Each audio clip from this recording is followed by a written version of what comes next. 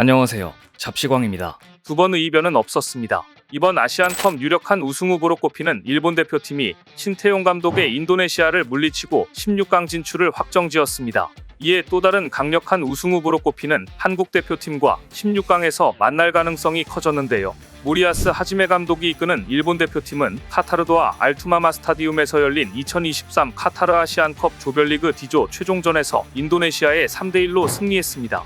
이날 승리로 2승 1패 총 승점 6점을 기록한 일본은 이라크에 이어 조 2위로 16강에 진출했습니다. 일본은 이제 오는 31일 카타르 도하의 알투마마 스타디움에서 아시안컵 16강전을 치르게 되는데요.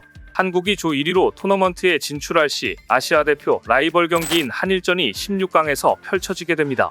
한국 대표팀은 김판곤 감독이 이끄는 말레이시아와 조별리그 최종전을 치르는데요. 여기서 대승을 거두거나 같은 시각 다른 경기장에서 열리는 바레인전에서 요르단이 무승부 혹은 패배를 당할 시 한국은 조 1위가 됩니다. 일찍이 한일전이 성사될 가능성이 열리자 한국은 물론 일본 언론도 크게 주목하며 긴장하고 있는 상태입니다. 하지만 일본 대표팀의 주장이자 핵심 엔도 와타루는 개의치 않았는데요. 엔도는 인도네시아전 이후 인터뷰에서 어느 팀과 맞붙어도 그저 쓰러뜨릴 뿐이라며 한국이든 이란이든 강팀은 언젠가는 만나게 된다. 거기서 이기지 않으면 우승할 수 없다. 단지 그 대결이 빨라졌을 뿐이다. 어느 팀과 만나도 좋은 준비를 하고 이기도록 노력할 뿐이라고 강조했습니다.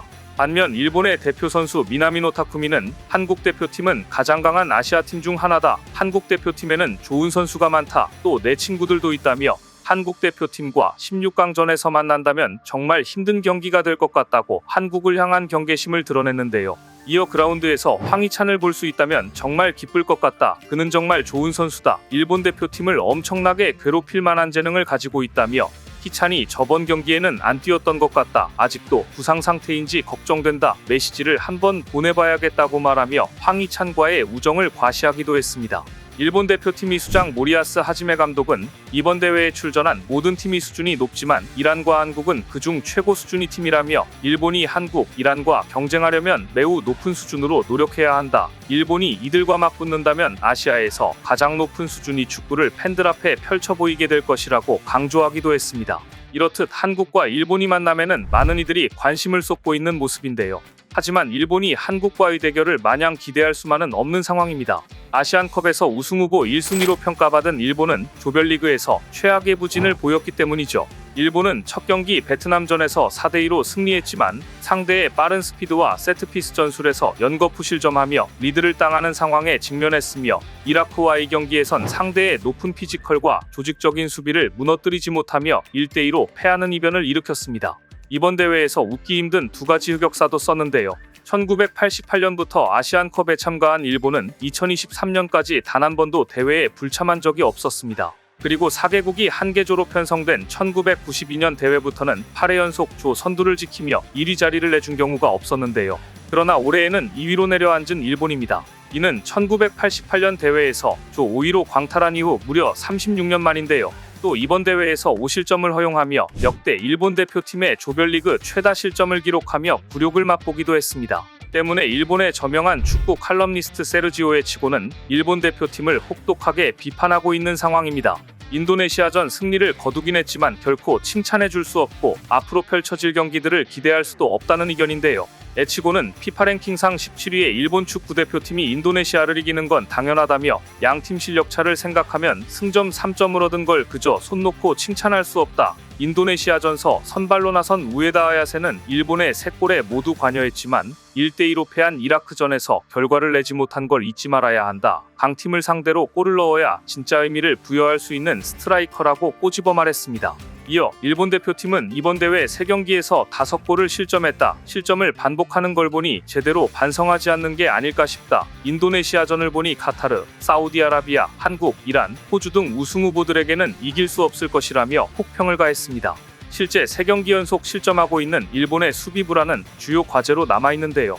특히 수문장 스즈키자이온의 안정감이 크게 부족한 상황입니다. 이라크전의 패배 원인으로도 골키퍼가 가장 크게 꼽히고 있는데요. 혼혈 출신인 골키퍼 스즈키는 이라크전 결정적인 실수로 실점의 빌미를 줬습니다. 어리숙한 공중볼 처리로 마치 어시스트 같은 펀칭을 한 스즈키의 플레이에 일본 팬들은 크게 분노했죠. 따라서 인도네시아와의 최종전 선발에서 스즈키를 빼자는 의견도 많았습니다. 그러나 모리아스 감독은 3차전에서도 보란듯이 그를 기용했는데요. 하지만 스즈키는 믿음에 보답하지 못하고 3대0으로 앞서고 있던 후반 추가 시간 또다시 실점을 허용했습니다. 이는 일본이 대승했음에도 불구하고 찜찜함을 지우지 못하는 이유입니다. 한국 입장에서는 16강 한일전이 성사됐을 때 스즈키가 나온다면 고마운 일인데요. 공중볼 처리가 미숙하고 큰 경기 경험이 적은 스즈키가 나왔을 때 큰 득이 될 수 있기 때문입니다. 반면 일본은 골치가 아픈 상황이라고 할 수 있죠. 인도네시아전에서 골키퍼는 그대로 기용했지만 전체적인 라인업에는 큰 변화를 준 일본 대표팀이었는데요. 이라크전과 비교해 8명을 바꾼 선발 라인업을 들고 나오며 4-2-3-1 포메이션을 가동했습니다. 이에 맞선 신태용 감독은 5-4-1 포메이션을 가동해 피지컬이 우수한 선수들을 위주로 라인업을 구성했지만 개개인의 큰 실력 차에 무릎을 꿇어야만 했습니다. 일본은 전반 시작하자마자 강공을 전개했는데요. 전반 2분 수비수 레빈 술라카가 원톱 우에다의 허리를 잡아 넘어뜨렸습니다. 비디오 판독 끝에 페널티킥이 선언됐고 전반 6분 우에다가 페널티킥 선제골을 넣으며 일본이 일찍이 리드를 잡았습니다. 이후에도 일본이 일방적으로 경기를 지배했는데요. 전반 23분 구보의 오른발 슈팅이 골대어 프로 빗나가며 인도네시아를 위협했습니다. 이어 전반 35분에는 구보가 로빙 패스를 시도했고 마이쿠마의 백패스를 이어받은 나카무라의 슈팅이 왼쪽 골포스트를 튕겨나왔죠. 인도네시아는 잦은 패스 미스를 범하며 일본 수비를 전혀 위협하지 못했습니다. 전반 45분 동안 한 차례의 슈팅 기회조차 없을 만큼 무기력한 플레이를 펼쳤습니다. 후반에도 경기 양상은 크게 다르지 않았습니다. 일본은 후반 7분 한 골을 달아났습니다. 빠른 공격 전환으로 수적인 우세를 확보한 뒤 왼쪽에서 도안의 낮은 크로스를 우에다가 오른발로 가볍게 밀어 넣었습니다. 이어 후반 16분 다시 한번 기회를 잡았는데요. 후방 롱패스에 맞게 뒷공간으로 침투한 도안이 골키퍼가 나온 것을 보고 로빙 슛을 날렸지만 득점으로 연결되진 않았습니다.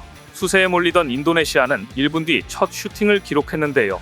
왼쪽 컵백에 이은 페르디난의 슈팅이 높게 떠오르며 무산됐습니다. 사실상 승리가 굳어지자 37분에는 사노 와타나베를 넣으며 16강전 대비에 돌입했는데요. 또한 대신 이토주냐를 투입해 교체 카드를 모두 사용한 일본은 후반 43분 추가골을 장렬하며 승부 이세기를 박았습니다. 박스 안에서 우에다의 터닝슛이 후브너 발에 맞고 자책골로 연결되고 말았죠. 다행히 인도네시아는 0패는 모면했습니다. 후반 47분 왼쪽 롱스로인이 일본 수비수 머리를 거쳐 파포스트에서 대기하던 월시가 오른발 슈팅을 성공시키며 한 골을 기록할 수 있었습니다. 하지만 추가 득점은 어려웠죠. 결국 일본이 승리로 경기는 끝이 났습니다. 한편 동시간대 펼쳐진 같은 조 이라크와 베트남의 경기에선 이라크가 승리를 거뒀는데요. 박항서 감독 시절 탈동남아시아를 외쳤던 베트남 3전 전패로 탈락했습니다. 일본을 침몰시켰던 멀티골이 주인공 아이멘 후세인의 헤더골이 또 한 번 영향력을 발휘한 것인데요. 유종 의미를 거두기 위해 필사적으로 노력한 베트남이 전반전 주도적인 경기를 펼쳤지만 후세인의 피지컬을 이겨낼 순 없었습니다. 전반 16분 스로인 공격을 통해 이라크의 골망을 흔들기도 했던 베트남이었는데요. 고민쯔엉이 왼쪽에서 스로인을 던진 뒤 다시 이어받았고 이를 문전으로 낮고 빠르게 연결한 상황 속 문전온전이 펼쳐졌고 타흐신의 발에 맞고 골이 들어갔습니다. 베트남은 선제 득점에 크게 환호했으나 오프사이드가 문제였습니다. 크로스에 반응한 꾸어빤캉의 위치가 수비보다 앞서 있었고 경기에 관여했다고 본 것이죠. 따라서 베트남은 아쉬움을 삼켜야만 했습니다. 수세적으로 몰리던 이라크는 전반 37분에야 첫 슈팅을 시도했습니다. 알레이의 패스를 받은 이크발이 터닝 슈팅을 때린 게 골키퍼 정면으로 향했죠. 이라크가 이제 몸이 풀리는 듯하던 전반 막바지 되려 베트남이 첫 골을 넣었습니다. 전반 41분 오른쪽에서 얻은 프리킥에서 응옥바오레가 문전으로 쇄도해 연결된 볼에 발을 갖다 댔고 이 슈팅으로 선제골을 뽑아냈죠. 그렇게 리드를 쥔 베트남이었지만 퇴장이 변수로 작용했습니다. 전반 추가 시간 이미 경고 한 장이 있던 꾸어빤캉이 도스키와 공중볼 경합을 하던 도중 무릎으로 상대를 찍었는데요. 주심은 바로 추가 경고를 줬고 꾸어빤캉은 경고 누적으로 퇴장을 당했습니다. 그리고 후반이 시작되자마자 이라크가 공격에 힘을 주면서 동점골이 빨리 터졌습니다. 후반 3분 이크발의 크로스를 술라카가 헤더로 골을 뽑아냈죠. 단번에 1대1을 만들면서 경기가 불꽃이 튀었습니다. 이라크가 후반에는 수적 우위를 바탕으로 주도하기 시작했고 후반 28분 역전에 성공했습니다. 교체로 들어온 유세프 아민이 좌측면에서 크로스를 올려줬고 핵심 스트라이커 후세인이 문전에서 또다시 헤더로 골을 터뜨렸습니다. 베트남이 10명으로 마지막 힘을 짜냈고 후반 추가 시간이 시작되자마자 드라마가 펼쳐졌습니다. 응우엔 꽝아이가 투지를 발휘해 상대 진영에서 볼을 따냈고 이를 문전으로 높이 연결해 응우엔 탄빈이 제공권 싸움을 이기며 극적인 동점골을 터뜨렸죠. 베트남이 저력을 발휘한 순간이었습니다. 탈락은 결정됐지만 이대로 물러서지 않겠다는 기백이 잘 느껴졌죠. 하지만 남은 추가 시간을 버티지 못했던 베트남이었습니다. 끝나기 직전 페널티킥을 내주고 말았죠. 102분 후세인이 넣은 세 번째 골로 이라크가 끝내 3대2로 이겨 3승을 챙겼습니다. 이 경기에서 단연 돋보였던 건 이라크의 후세인인데요. 후세인은 조별리그 3경기 만에 자신의 가치를 증명했습니다. 베트남과 최종전 2골을 포함해 무려 5골을 쏟아냈는데 헤더로 뽑아낸 득점이 3골이었습니다. 세계적인 스포츠 통계업체 옵타에 따르면 단일 대회 헤더골 3골 이상을 기록한 선수는 후세인을 포함해 단 2명이라고 합니다. 이라크의 강력한 무기임이 분명한데요. 추후 이라크와 만나는 팀들은 이 부분을 필수로 조심해야 할 것입니다. 한편 조별리그가 마무리되어가면서 16강 윤곽이 거의 드러났는데요. 이미 14개국이 토너먼트 라운드에 올랐습니다. 승점 3점으로 D조 3위인 인도네시아가 일본에 1대3으로 패함에 따라 승점 4점인 B조 3위 시리아와 C조 3위 팔레스타인에 더불어 아직 순위가 결정되지 않은 한국, 요르단, 태국이 16강 진출권을 거머쥐었습니다.